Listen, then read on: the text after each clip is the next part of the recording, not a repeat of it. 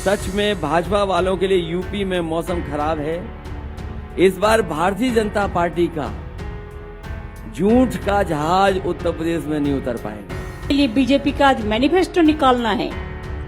हाथरस में क्या हुआ था, इतिहास कभी नहीं क्षमा करेंगे। पश्चिम बंगाल की सीएम और टीएमसी प्रमुख ममता बनर्जी के यूपी दौरे का आज दूसरा दिन है। उन्होंने समाजवादी पार्टी के कार्यालय में अखिलेश यादव के साथ एक साझा प्रेस कॉन्फ्रेंस को संबोधित किया। ममता बनर्जी ने अखिलेश यादव का शुक्रिया अदा करते हुए कहा कि आपने जया बच्चन और किरणमय नंदा को बंगाल भेजकर हमारे लिए कैंपेन कराया था। वहीं बीजेपी पर कटाक्ष करते हुए ममता बनर्जी ने कहा कि जब कोविड में लोग मर रहे थे तो यूपी में योगी कहाँ थे। आप उन लोगों के परिवारों से माफ़ी मांगो जिन लोगों की लाशें गंगा में आपने बहाने को मजबूर किया। आप जनता से माफ़ी मांगो। ममता बनर्जी ने कहा कि मोदी कहते हैं कि हमने यूपी को पैसा दिया। मोदी क्या अपने पॉकेट से पैसा दिया? यह पैसा स्टेट से मिलता है, वह जनता का रुपया है। ममता बनर्जी ने यह भी कहा कि बीजेपी ने इतिहास को बदलने का काम किया है, शहीद ज्योति को नष्ट कर दिया।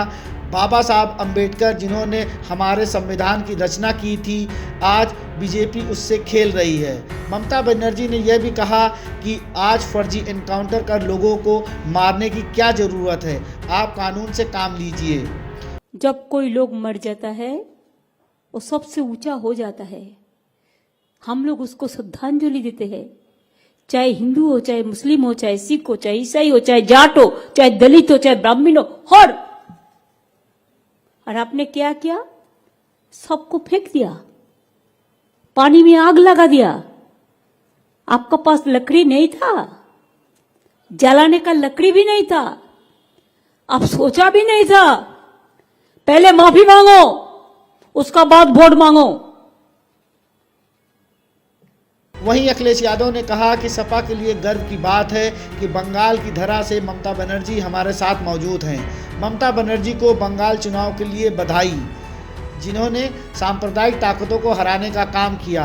भाजपा ने पूरी फौज बंगाल में लगा दी थी, फिर भी हरा दिया।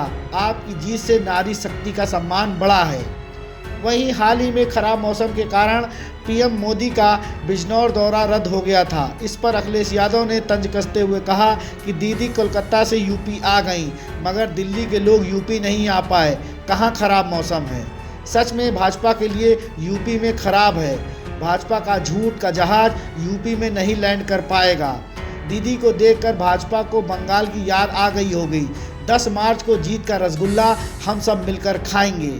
कल आदरणीय दीदी बंगाल से उड़कर के उत्तर प्रदेश आ गईं, लखनऊ आ गईं, लेकिन दिल्ली वाले यूपी नहीं आ पाए। कहा कि मौसम खराब है। सच में भाजपा वालों के लिए यूपी में मौसम खराब है। दीदी के आने से तो भाजपा के संकट के बादल और भी गहरा गए हैं।